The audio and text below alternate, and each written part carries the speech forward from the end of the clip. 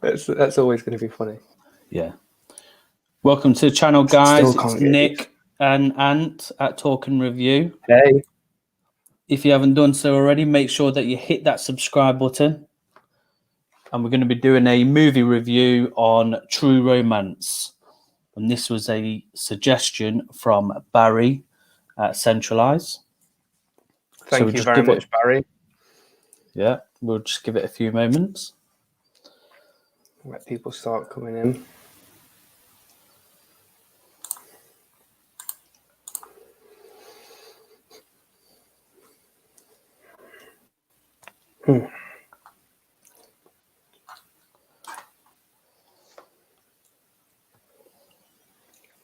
You might have to position your head a little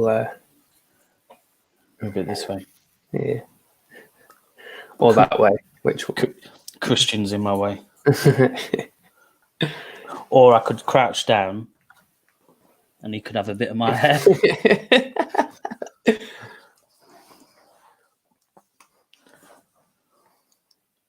Cool. So do you want to go over the plot and then? Yeah. So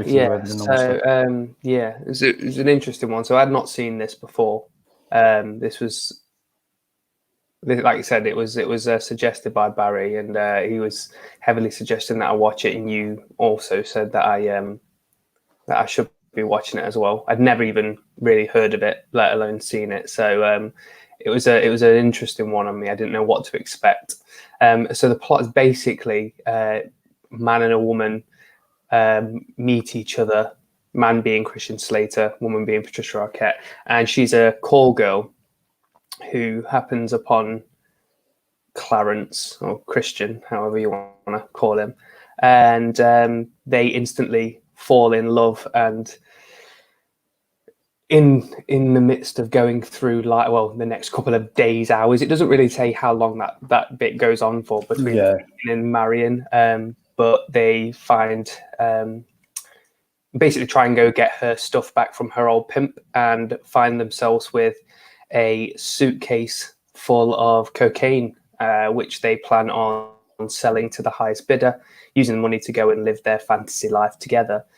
As you can imagine, doesn't really go to plan. They have no idea what they're doing. It's winging it the entire way, and the mob get involved. A lot of people get involved, and there's a lot of back and forth, a lot of corruption, a lot of death, a lot of violence along the way.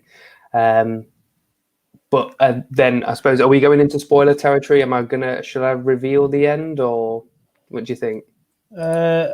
No, just in case. Yeah. So we'll just leave it at that. They're planning on using this money from this bag of, or this case of cocaine, to live their fantasy, but things don't go the way that they expect. Is the basic premise of the plot. Yeah. I would say is the basic premise of the plot. Yeah, definitely. Cool. Let's get on to the cast. So this is a massive cast. I think there must be about 12 or 15 odd people who are very famous in this film. So who do you think stood out for you this in guy. This film? This guy. Hang on. I've got to get this there guy down here. Yeah, this guy down here. Christopher Walken. He's not in it very long. He's not in it very long, but yeah, he's great in it, isn't he? He's so he plays the mob boss, essentially. He plays the Don. And him and Dennis Hopper have this I'm trying to describe the word for the scene. An interesting scene. I've looked since watching it, and it's kind of, I've been talking to a couple of people about this scene. It's kind of like noted as one of like cinema's all-time greatest scenes. So yeah, it was an interesting one, and I can understand why it's a scene to remember. Simply because of the content of the scene.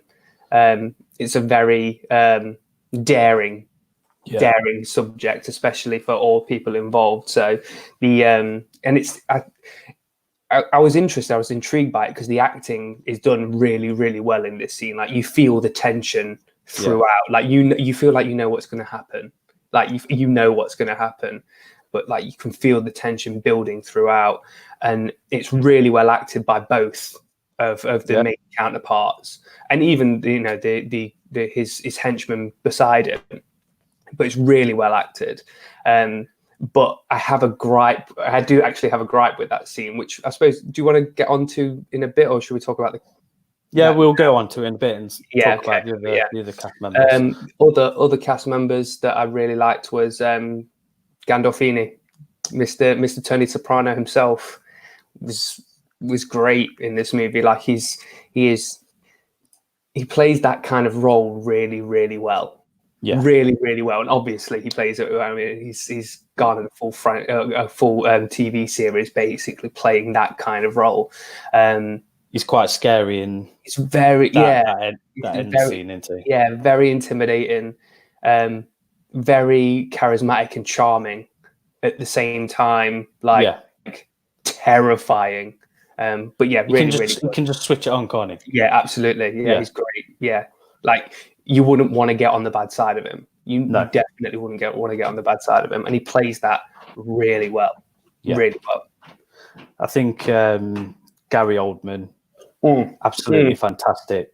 I watched a little clip this afternoon of where he was talking about how he got the role, and Tony Scott didn't even give him the script. He just gave him a description of the character and just said something along the lines of, you're going to be a white guy, pimp with dreadlocks or whatever. And Gary Oldman's like, yeah, I'll do it. It's such a weird, like, because you told me he was in it. Like, you told me quite a lot of the cast were in it. So I was like, okay, Gary Oldman's, he's an all-rounder. He rarely does a bad role.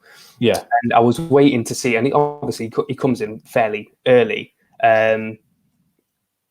But like, I wasn't expecting that. Like when he popped up, like I saw a guy with dreadlocks, and I was just thinking, okay, it's a guy with dreadlocks, and then he turns around, it's him, and I'm like, whoa!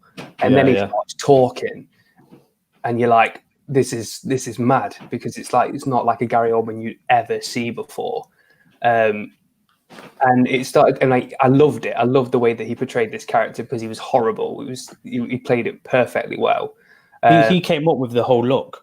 Oh, did it? So yeah, when I was watching when he was talking about the role, he was sending every week a new thing that he would add to his character's look. And Tony Scott was just like, yeah, let's go with it. Yeah, like it was weird. It was really weird. Like I loved it, but at the same time, it got me thinking, like, would you be able to get away with doing that kind of a role nowadays? I don't know. It kind of just got me thinking. I don't know whether or not anyone would weigh in on that, but I just wondered whether or not you'd actually be able to get away with that, just because of the way. And I suppose it's something we can pick up on the in a bit, but like how kind of like racially insensitive this movie is. Yeah, definitely. but we'll get back to that in a minute. Patricia Arquette, I thought was awesome. What did you think to Christian Slater in this? I thought it was really good. I think it's different for Slater, because I think I originally knew him for being in Robin Hood. Yeah. And watching small films with him. So when you not seen Broken Arrow? Yeah, that was yeah. So when I watched this, I thought, yeah, he's really good in this. He confused me in this, and I don't know if that. I don't think that's a testament to his acting. I think it's just the way that the character's written, because like in the first 10 minutes of the movie, he seems like this just like bumbling innocent guy who likes to go to the movies on his birthday. He works in a comic book store, borrows money from his boss, and just lives like this boring, lonely life. Then all of a sudden, like, he gets a wife or he gets a missus, and then he just turns into Rambo. Like, it really confused me. And I get the fact that he's living out his fantasy. I get that totally. But the way that his character just changed from one to another, it just really confused me. But yeah, he's obviously mentally deranged. With clearly. With Patricia, I was a big fan of her already from Nightmare on Elm Street 3. massive crush on her since then. I think also also the way that she plays that character, I think that. Do you think Brittany Murphy could have played that character? Yeah, definitely. I think she would have been a great alternative for that type of character. You can definitely see her in that. Yeah. Who else do you think stood out? What about little Brad Pitt's cameo? Mate, I loved Brad Pitt's cameo. Like he was, and what was interesting, it instantly popped into my head. Have you played GTA 5? Don't know, probably. Right. So there's a character in GTA 5 called Floyd, who is pretty much just like a drug user, stoner, meth head.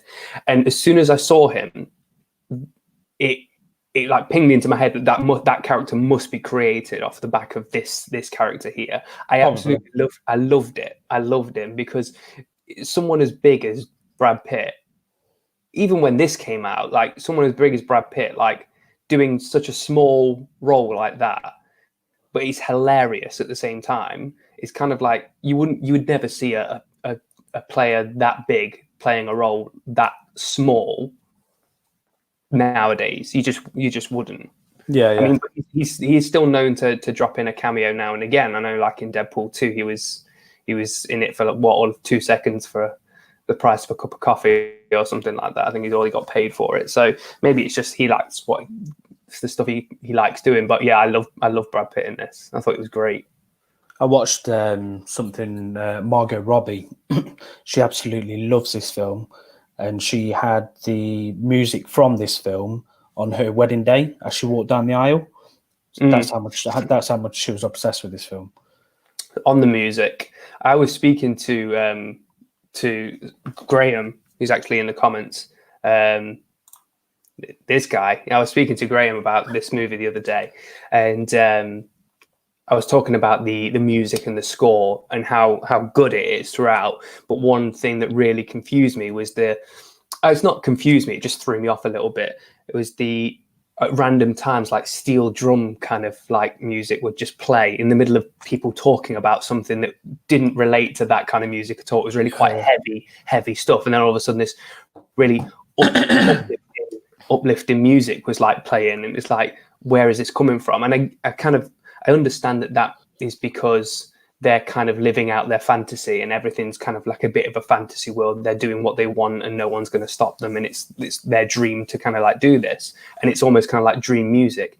But it did throw me off a little bit. I'm like, they're talking about like murder here. And all I can hear is like upbeat kind of like music that you'd hear on a beach somewhere and stuff like that. So I was just, it confused me. But I did like the music in this film. Yeah, it was really good. Yeah, Pitt wasn't big time when he did this one. I think it was just he was just starting off. It. Yeah. So, I can remember when it came out, he wasn't as big as he is now. But still great. He still stood out. Great. Still great. Yeah, brilliant. So let's go on to the best moments of the film. What's your best moment of the film? I do like the Sicilian scene, because it just stands out. And what I was watching, it was Quentin Tarantino talked about how that scene came about, and he said that story was said to him when he was younger, when he was a little boy. Someone lived at his house and was telling him about the Sicilians and how they got their dark hair and black eyes. Really? Yeah. So it's a natural, just a story from his life from when he was younger, and he said he put it in the film, and he says he's amazed at how sort of iconic that scene has got just from a little story he had at home. Yeah. So, I did. Like I said, I love the tension in that scene, and it was great. Even though you know what's going to happen, and you know that the characters within the scene know what's going to happen, but they just play along with it anyway. Yeah. I do have a gripe with that scene though. Like, and it's the same gripe that I've got with most Quentin Tarantino movies. And it kind of, huh? No feet. Absolutely. There's not enough feet in it. Yeah, there's not enough feet. But you can tell that this movie is like written by Quentin Tarantino. You can quite clearly tell because of, and like I said, it's the gripe that I have with most of his movies. It's the overuse of the N-word. Like it's just, and I get that if now you've said that it might be something that was actually said, and he's actually quoting what was said, but you get a lot of it in all of his work. Like, I can't think of a movie that he's done where it isn't said a lot. I know Django being one that's infamous for it, obviously because of the time that it's played in.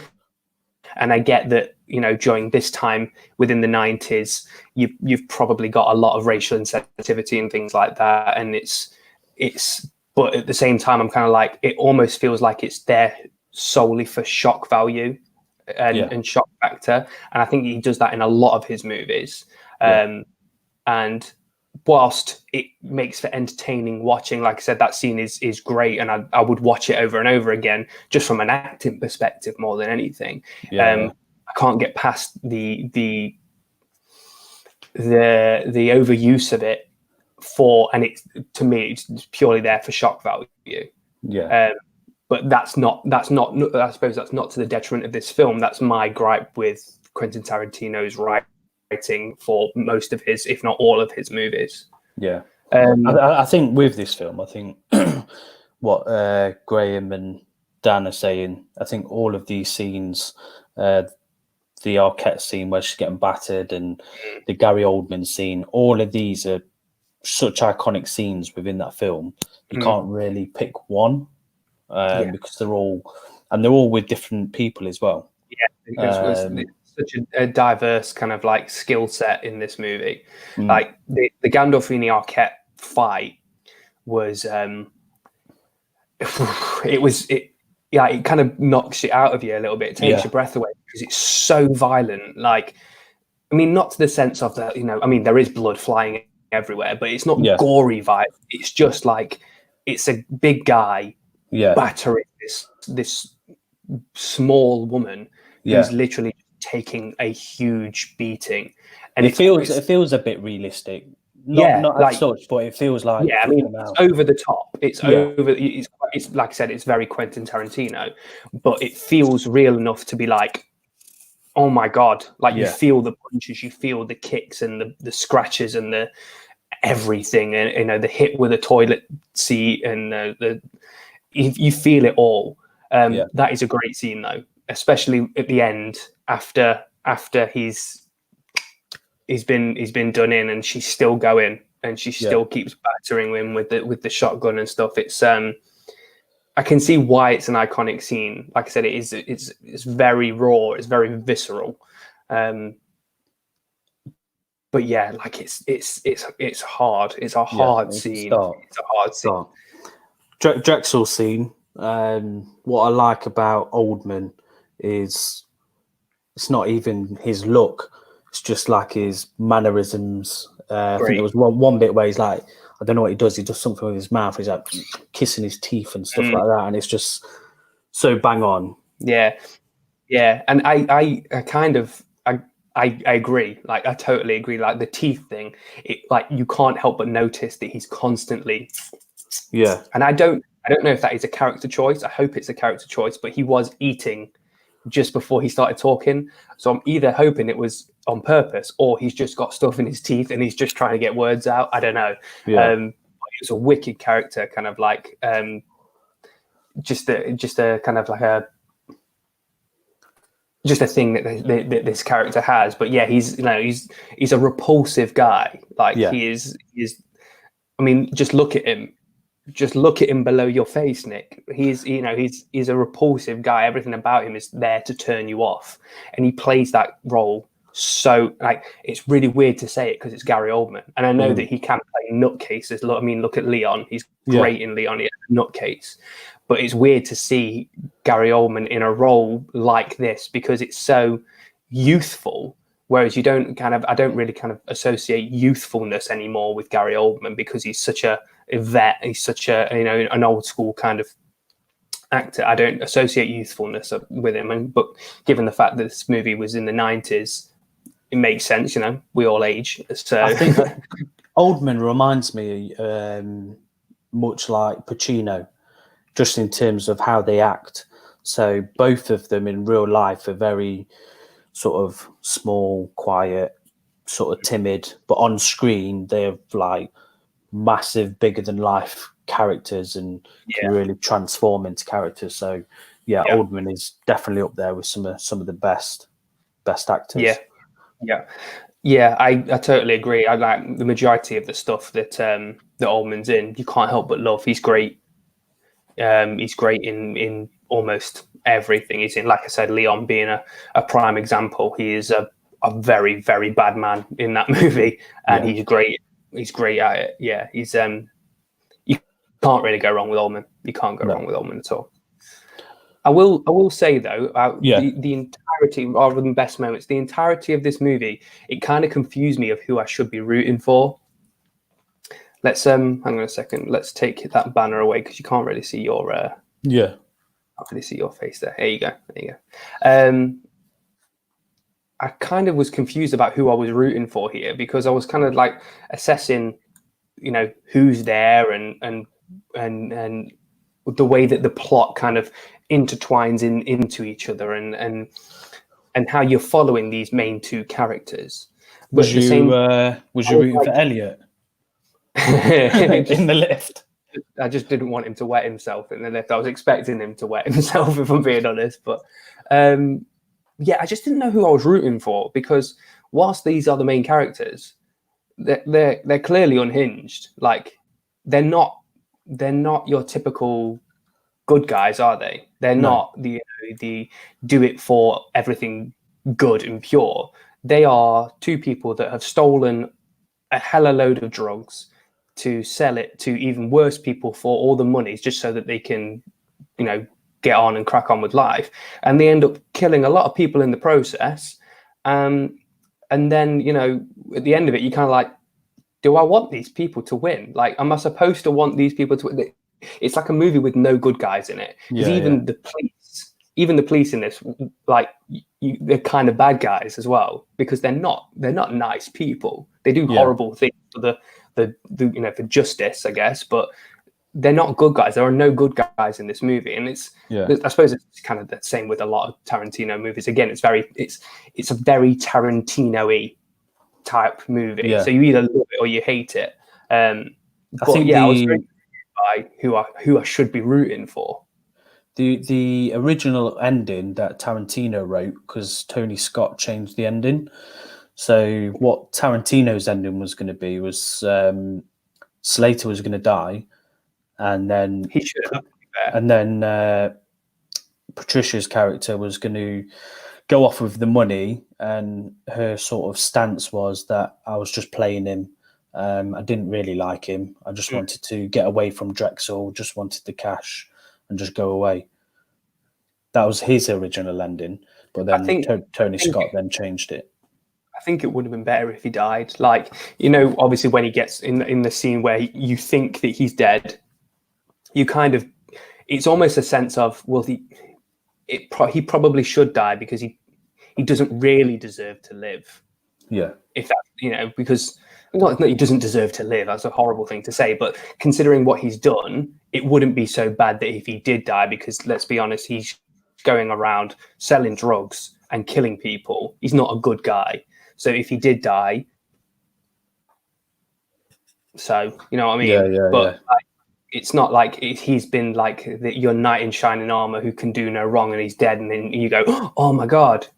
Like I kind of expected him to die. If I'm being honest, when I was watching it and the way that it was all unfolding, I expected everyone to die. Like I didn't expect anyone to live. I thought it was going to be one of those where the drugs would go missing, which they ended up getting shot anyway.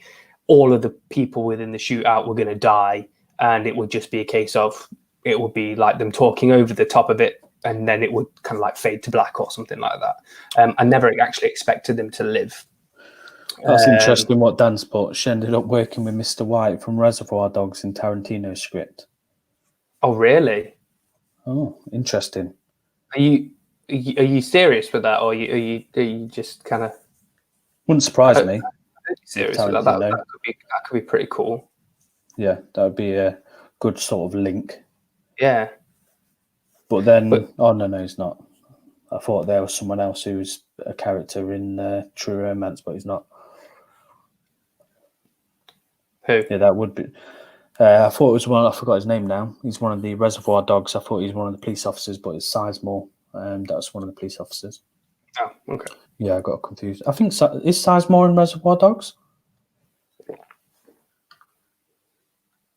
I think he might be. Can't remember. It's referred to in the movie. Oh, is it? Oh, right, okay. I'll have to go back and have a look at that. I love Reservoir Dogs. I haven't seen it in a very long time. Yeah, I haven't. I need to have a look at some of these deleted scenes that Graham keeps talking about, saying there's some decent ones. I'll have to have a look online. Some with Oldman. And Walken as well, yeah. But I think overall, like I enjoyed it. I enjoyed it for what it was. Like when I kind of like read up of like what the plot was, and knowing that Tarantino wrote it and stuff like that, you kind of know what you're going to get with that era, like a 90s movie, a Tarantino 90s movie. Even though it's his first screenplay, it was going to be very Tarantino-esque, which it absolutely is. It is very much a 90s action movie in the sense of it's not an all-out action, but you know what you're getting with it. It's going to be violent. It's going to be over the top. And it's kind of like it does what it says on the tin kind of thing. But yeah, I enjoyed it for what it was, but I think it's probably a generational thing. Maybe if you watched it when you were younger, it's probably something that would stick with you. Yeah. But because I watched it for the first time at this age, I enjoyed it. Some of the acting in it is second to none. I can't deny that. And there's definitely something to be said about the cast, the ensemble cast, and the way that they portrayed their roles. I don't know if I'll be chomping at the bit to rewatch it, other than to on some of the things that maybe Daniel that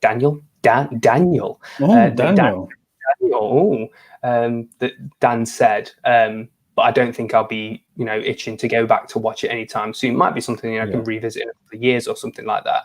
But it's definitely an enjoyable movie for what it is. Yeah. But I suppose if you don't there are a lot of people out there that don't.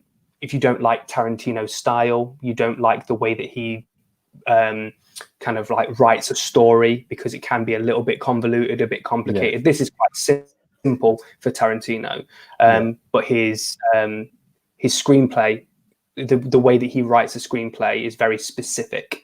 And if you don't like a lot of swearing, if you don't like a lot of violence, you're not going to get on with this, because it is heavily sweary, heavily violent, as you would expect with all Tarantino movies. So you kind of get what you expect in that aspect. But luckily I liked Tarantino. I like the majority of the things that he does, bar a few. One that we won't mention because I'll get a bit of hate for it. But yeah, the majority of the stuff he does, I really like. So I enjoyed it. Yeah, I did. I think also what you've got is quite a lot of the actors in this film, like Brad Pitt and stuff, weren't big. So because we know how big they are now, I think like Graham's saying, we've got that nostalgia to go back and go, oh yeah, we really like this film because of how top notch the actors are. Because even I think Gary Oldman, he was doing films, but I don't think he's as big as he is now. Yeah. When he did that film. Yeah, I think it's nice to especially for the actors as well. I can imagine it's a nice trip down memory lane for them, because this could be because it's got a bit of a following. Like I said, I didn't even know this movie was a thing. Like I wasn't even aware of it. But when I talk to people about it, people are like, True Romance, I can't believe you've not seen it. It's this great movie, and it's this movie that we watched years ago and we absolutely love it. So it's got a real it's got an effect on its audience. So I think that because of that, and like I said, because of the actors can refer back to it, they can kind of say that this is my kind of like stamp on where I either started or where Tarantino started. It's where real good cinema and real good acting was on display and things like that. So from that aspect, I can really appreciate it, because the acting in it, bar a few, was great all around. I can never really get on with Michael Rappaport. I can't. He plays the same person in everything that he ever plays, in his accent, exact same in everything. So, but apart from him, I think everyone was great in it. But yeah, like I think my most favorite character is got to be Gandolfini. It's got to be. Yeah. He's an absolute beast in it, and I think that even with like minimal screen time, he just absolutely. Yeah, he's got such a presence in it. Like you said, he's barely in it in comparison to some others. The same with Walken. He's barely in it, but he's got such a presence. But Gandolfini, because he's got a little bit more to do, he does what he does with it is just great, and I love that aspect because he's just a bad man. Yeah. I agree with Dusk Till Dawn. Definitely, you can tell Tarantino's all over that. I think great movie as well. He definitely got his moment on Salma Hayek putting her toes in his mouth, pouring drink into his mouth. So I think he was getting his sort of fetishes out of Dusk Till Dawn. And if anyone doesn't know what we're talking about with Quentin Tarantino and his fetishes, go back and watch all of Quentin Tarantino's written and directed movies. It's quite important about the written and directed because he's got a select amount of movies that he's got in that, but the amount of feet that he shows in his movies is obscene. He's got a massive fetish. I suppose one that really springs to mind is Kill Bill. You see a lot of Uma Thurman's foot for a long time while she's trying to wiggle that toe. But when you notice it, you can't help but notice it. And it becomes a bit of for me anyway, it becomes a bit of a bugbear. You just have images of Quentin as he's editing the film, like, ooh, nice little toe. Yeah, get more foot. Ooh, big toe. Ooh. All the actors, what was that? Sorry, I missed that. But, all the actors were doing the car covered in cocaine. Yeah, it was hilarious. Yeah. And he was the real comedy. The comedy factor in this movie for me was missing through everyone else. Like it was very serious. I mean, it's a serious thing. You know, they're selling drugs for money, and the mob's after them, and police are after them. It's a very serious thing. So to cut through all that seriousness with a level of comedy was great, and I really, really liked that. And played it great. Another thing that he's in, by the way, is Beverly Hills Cop 3. And Beverly Hills Cop 1, if you haven't seen, and he's absolutely hilarious in that as well. Yeah. So Val Kilmer. Dan, yes, yeah. So yeah, Nick, you said you told the story actually. Do you know what I'm talking about? Oh no. So Nick, I didn't. So when we were talking about Val Kilmer in this movie, I was looking out for him because I'd seen all the people that you had told me was in it. And even, Samuel Jackson's only in it for a very, very small, like literally like 30 seconds. You know, it's him. You hear him talk, you see his face. I was looking throughout all of the movie to see Val Kilmer, and I didn't see him once. Sorry, this is just taking me. Yeah, Lemon Twist. That's Beverly Hills Cop. But yeah, I was looking throughout all the movie to find out where he was. And it wasn't until after where you messaged me saying, did you notice him as Elvis? And I was just like, oh my God, he was Elvis in it. Yeah. But at the same time, like if I went back and looked for him, I don't think I would recognize that is Val Kilmer because you don't really see his face, do you? No. But yeah, like what a weird. I think he's sort of blurry in the background, isn't he? Pointing and stuff. Yeah. It's a weird casting choice, like because it's Val Kilmer, like he's a known name. Like you say Val Kilmer, you think of unfortunately, I think of Batman. But you know him. Waiting for Dan to put a comment. But you know who Val Kilmer is, like, and for him to play such a, again, it's the same with Brad Pitt, I guess, and maybe it's just something that they know the ensemble cast is there. They know that this is going to be a big thing. They'll get in where they can. But yeah, like when you said it, he was Elvis. I'm like, oh my God, yeah. And I think that shows how big the cast was. I'm surprised at how many people got on this because I think if you'd read that screenplay, it'd probably seem a bit messy and how many characters there was. For the 90s, very, very generic because it is very much a Iceman, absolutely. Val Kilmer. Yeah. You see, he's a known name. So you hear that name, you go, oh, Val Kilmer's in it. I'll look out for him. I didn't see him once, and then but yeah, I think you're right that maybe in the industry, I don't know, but that they heard of this thing that people were getting onto. They saw all the names that were in it. They heard of this, this screenplay writer, Quentin Tarantino. He's going to do this, going to do that, and then they jumped on it, and maybe it was probably one of the best choices they ever made. Who knows? I think Tony Scott as well. He was a solid director at the time. Great director. And I agree with that. Definitely his best role. I think they made loads of memes on the back of his character. Batman? No, definitely Batman? not. There was also the film he did with what was it called? Michael Douglas with the lion. There was like I forgot what it's called now. He was in. I remember going to watch it. Kiss Kiss Bang Bang with Downey. I love that film. Great Brilliant movie. Film. If anyone hasn't watched that, I would definitely recommend watching Kiss Kiss Bang Bang. It's a great movie. Yeah, such a great film. Cool. Should we end it there? I mean, yeah. Final thoughts? Anything? Yeah. Anything you want to add? I think we've gone over pretty much everything. Yeah. We'll just throw a question out to who's watching. Anything that you suggest should be the next thing to watch? Yes, Jack Black was in this film. I think he was one of the cinema sort of attendants, and he got cut from the film. Oh, really? Yeah. When they were in the cinema, I think.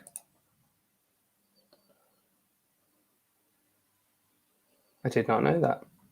Again, I didn't know this movie existed up until last week, so Yeah.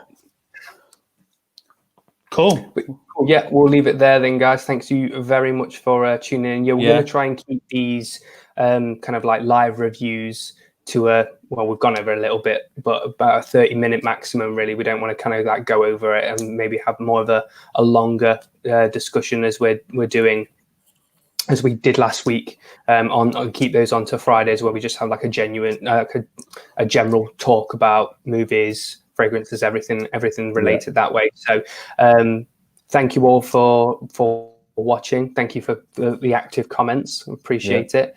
And remember, if you've got anything that you suggest that we watch and you want us to review live, we'll be happy to oblige. I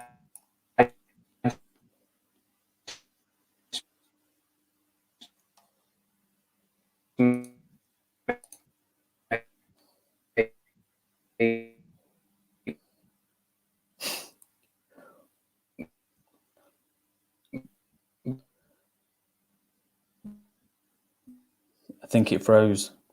Just drop us a message on Instagram. We're back. Here we go. Yeah. Maybe I think it was getting bored of me. But anyway, if you've got any suggestions, just leave us a comment and make sure to subscribe if you're not already subscribed. Like the video, do all them things on socials. Make sure you give us a follow. Anything else, Nick? No. Cool. Have a good evening. Enjoy the heat. Yeah. Don't sweat too much, guys. Yeah. Bye. See ya.